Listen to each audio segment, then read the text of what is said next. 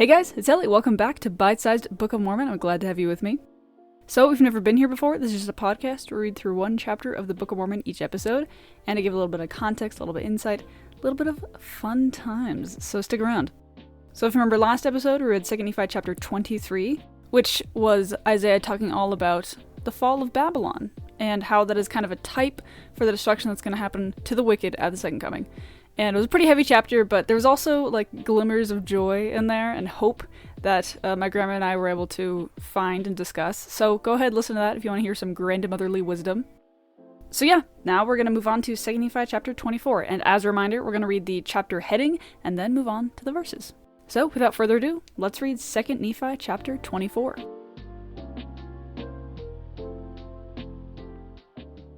Israel will be gathered and will enjoy millennial rest. Lucifer was cast out of heaven for rebellion. Israel will triumph over Babylon, the world. Compare Isaiah 14. So this seems a little bit of like last days sort of stuff, talking about the gathering of Israel and the millennial rest, which is the millennium after the second coming. But I also like the part where it says Israel will triumph over Babylon, the world. So like the people of God will triumph over the world.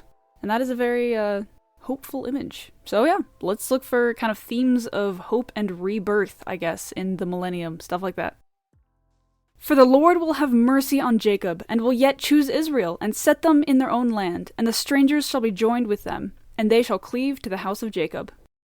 And the people shall take them, and bring them to their place, yea, and far unto the ends of the earth, and they shall return to their lands of promise. And the house of Israel shall possess them, and the land of the Lord shall be for servants and handmaids, and they shall take them captives, unto whom they were captives, and they shall rule over their oppressors. And it shall come to pass in that day that the Lord shall give thee rest from thy sorrow and from thy fear, and from the hard bondage wherein thou wast made to serve. And it shall come to pass in that day that thou shalt take up this proverb against the king of Babylon, and shall say, How hath the oppressor ceased, the golden city ceased? The Lord hath broken the staff of the wicked, the scepters of the rulers. I want to talk about verse 3, where it says, The Lord shall give thee rest from thy sorrow and from thy fear and from the hard bondage therein. And it's just so nice. That sounds amazing. It sounds like a wonderful place to be in. And all this happens after the violence and the chaos of the second coming, or at least that precedes the second coming. And, you know, it's a little bit terrifying sometimes. I've mentioned before how I used to have anxiety about the second coming. But, like, it's very easy to forget that, like, after all that violence and all that chaos, we will have eternal and perfect rest. We will find joy and peace in Him, and we will be freed from our fears and from our sorrows. And that amount of joy and peace outweighs the fear of the violence preceding the second coming. At least to me. And I hope it does for you as well. He who smote the people in wrath with a continual stroke, he that ruled the nations in anger, is persecuted, and none hindereth. The whole earth is at rest, and is quiet, they break forth into singing. Yea, the fir trees rejoice at thee, and also the cedars of Lebanon, saying, Since thou art laid down, no feller is come up against us. Hell from beneath is moved for thee to meet thee at thy coming. It stirreth up the dead for thee, even all the chief ones from the earth. It hath raised up from their thrones all the kings of the nations. All they who shall speak and say unto thee, Art thou also become weak as we? Art thou become like unto us? Thy pomp is brought down to the grave, the noise of thy viols is not heard, the worm is spread under thee, and the worms cover thee. How art thou fallen from heaven, O Lucifer, son of the morning? Art thou cut down to the ground, which did weaken the nations? For thou hast said in thy heart, I will ascend into heaven, I will exalt my throne above the stars of God, I will sit also upon the mount of the congregation in the sides of the north. I will ascend above the heights of the clouds, I will be like the Most High. Yet thou shalt be brought down to hell, to the sides of the pit. They that see thee shall narrowly look upon thee, and shall consider thee, and shall say, Is this the man that made the earth to tremble, that did shake kingdoms? And made the world as a wilderness, and destroyed the cities thereof, and opened not the house of his prisoners? All the kings of the nations, yea, all of them, lie in glory, every one of them in his own house. But thou art cast out of thy grave like an abominable branch, and the remnant of those that are slain thrust through with a sword, that go down to the stones of the pit, as a carcass trodden under feet. Thou shalt not be joined with them in burial, because thou hast destroyed thy land and slain thy people. The seed of evildoers shall never be renowned. I am really loving this section. They're kind of talking to Lucifer, where they're just like, oh, Lucifer, you fell from the sky. Oh, you were so powerful. You're really the one that made the earth so terrible. You were really the one that caused all that evil.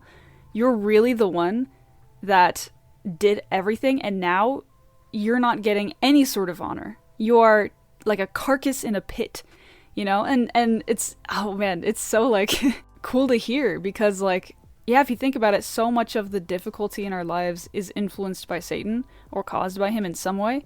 And the very idea that he will eventually be 100% completely powerless is mind-blowing, because I don't know if we as human beings can envision a world without the influence of Satan in it, but I believe that once we experience that, we'll be like, oh yeah, all that was Satan, huh? You know? Because I feel like right now it's kind of hard to parse, like, what is really Satan and what is just kind of humans being humans, you know? But I think that once we realize everything that Satan has done, we'll really be like, you did all of this? You who are so pitiful? You who are getting no sort of burial of honor of any kind? You who are, like I said, are as a carcass in a pit? Really? I think that's going to be such an interesting feeling, you know?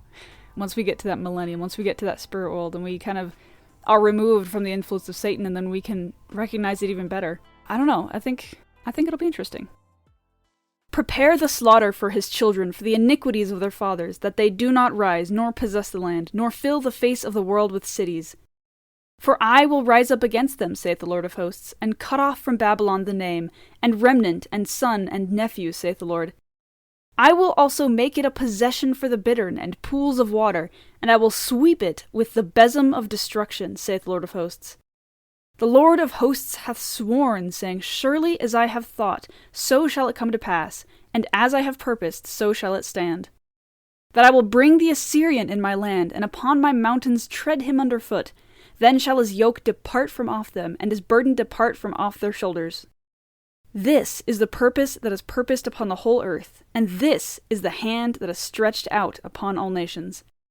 For the Lord of hosts hath purposed, and who shall disannul? And his hand is stretched out, and who shall turn it back?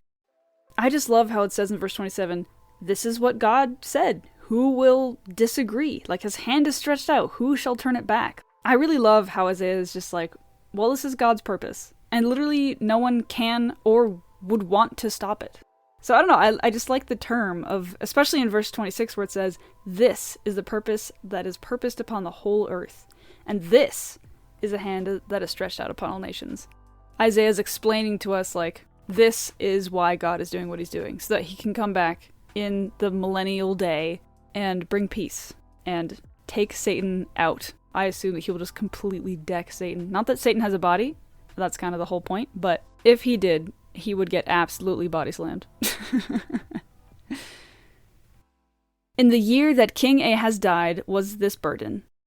Rejoice not thou, whole Palestina, because the rod of him that smote thee is broken, for out of the serpent's root shall come forth a cockatrice, and his fruit shall be a fiery flying serpent. And the firstborn of the poor shall feed, and the needy shall lie down in safety, and I will kill thy root with famine, and he shall slay thy remnant. Howl, O gate, cry, O city, thou whole Palestina art dissolved, for there shall come from the north a smoke, and none shall be alone in his appointed times. What shall then answer the messengers of the nations, that the Lord hath founded Zion, and the poor of his people shall trust in it? So the stand-up verses for this chapter, there are two, in fact. They're going to be verses 14 and 15. And to remind you, it says, I will ascend above the heights of the clouds. I will be like the Most High. Yet thou shalt be brought down to hell, to the sides of the pit. And, this is all, the gospel according to Ellie. This is all kind of my own interpretation. But I think that we can really learn a valuable lesson about pride from this. Where in verse 14, he's like, this is Satan. He's like, I will ascend to heaven. I will become like God. And, we know doctrinally that we can become like God.